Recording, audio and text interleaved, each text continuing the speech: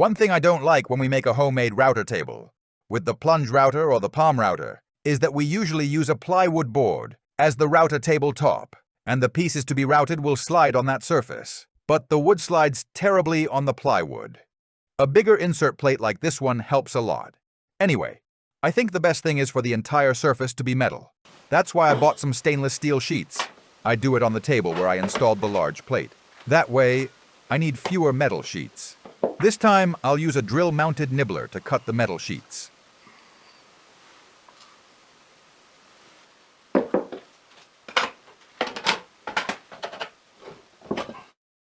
The factory cuts of the sheets are nice and clean, but some have a slight curvature. I suppose that's due to the shearing effect from how they were cut. With a few light hammer taps, I flatten those edges a bit more, but on some corners the metal might have stretched just a little when it was sheared. I rectified those with the file.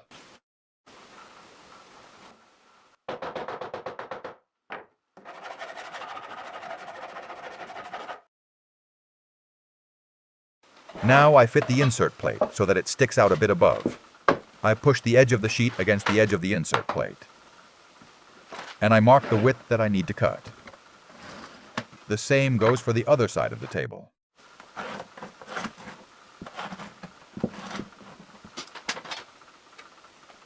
For the front, I have this piece that I had left over when I made my homemade bench planer with my horizontal router table.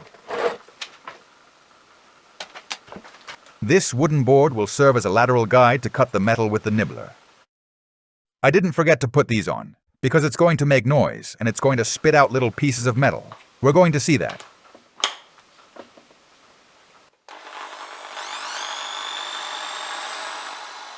This will be the first time I use a nibbler, so I don't know how it's going to turn out.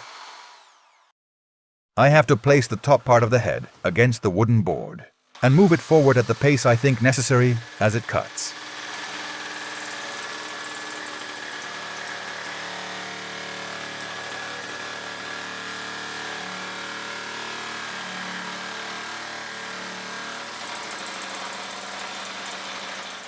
I forgot to mention, the thickness of the stainless steel sheet is 0.5 millimeter. It took me 30 seconds to cut that length. Stopping isn't a good idea, because when you resume cutting, it jams quite a bit.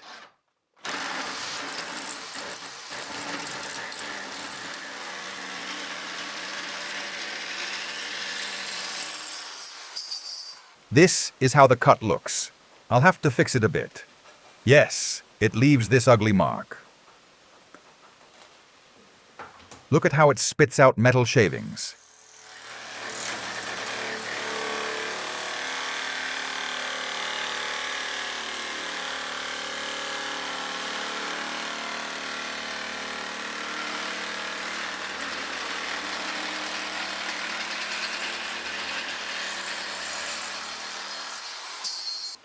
I place one on each side, and now I can measure the length of this strip of metal.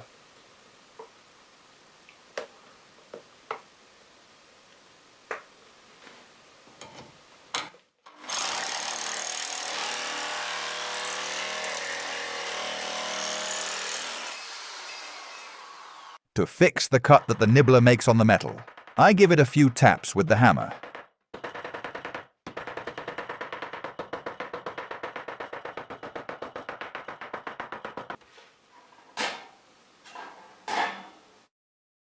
And I make some adjustments with the file where necessary.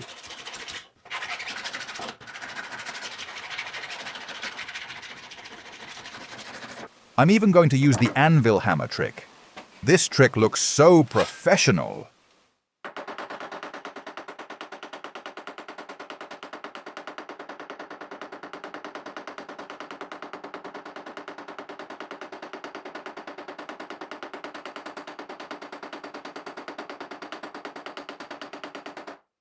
Well, I think this is enough.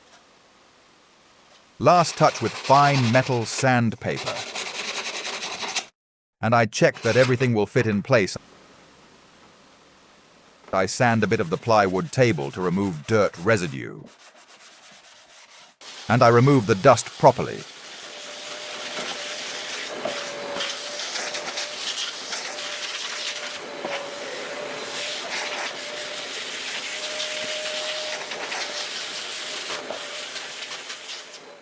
And yes, I'll use double-sided tape to attach the metal sheets to the plywood.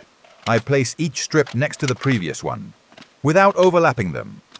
This double-sided tape, I already checked that it sticks very well to both metal and wood.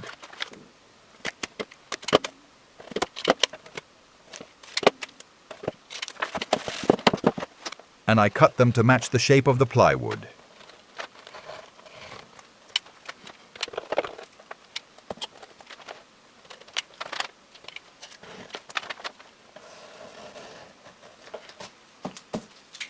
I place some washers, because I need to keep the insert plate raised while I place the metal sheets. I leave the tape visible for the first piece. I clean the sheet properly and stick it in place, against the insert plate, and trying to adjust it to the front of the board.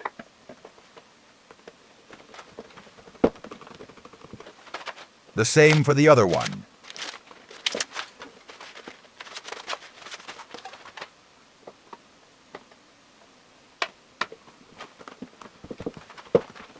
And I stick the strip that goes at the front. Behind the insert plate, it's not necessary to place any sheet. And I make sure that there are no jumps at the joints. The wooden block helps me push the metal firmly against the double-sided tape so that it sticks well and evenly. What little bit of double-sided tape is left, it's better if I remove it. I have to drill 2 holes in the metal sheet on the side of the router table that goes on top of the workbench. I turn this, and underneath I have the holes for the anchor screws. They serve as guides to drill the sheet.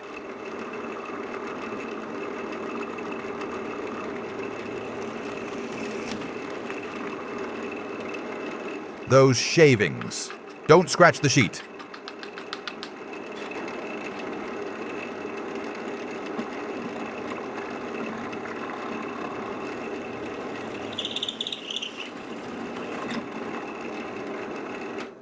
Now, I widen the entrance.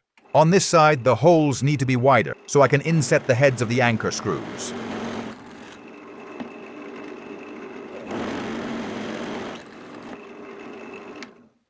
With a file, I clean the burrs.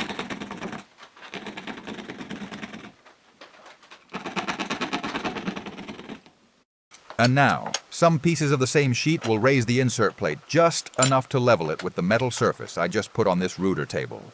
They can't be seen at the beginning of this woodworking video, but some pieces of paper helped me level the insert plate when I made this homemade router table.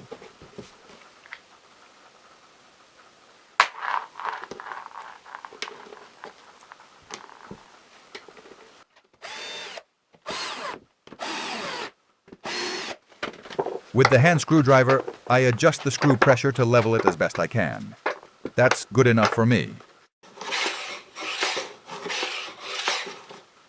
I install the router table in its place on the workbench. I put the base for the palm router. And on the front strip, I realize there's something I don't like. While recording another woodworking video, I found out it was tilted. I'm going to use this router fence with 2 positions. A pivot point here.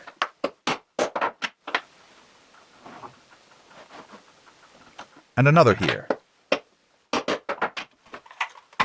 I drill the metal at those 2 marked points.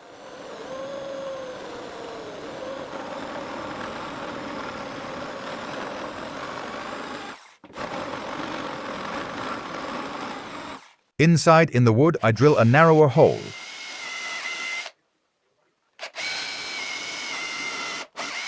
And insert a nut at each one. The hole in the metal was made wider to accommodate the nut head, because the nut head has a slightly larger diameter profile.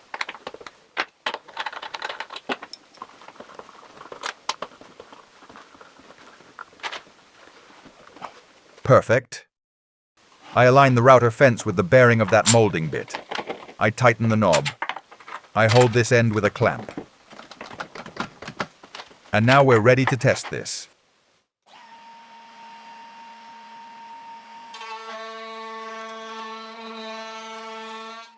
The difference when sliding the wood is huge.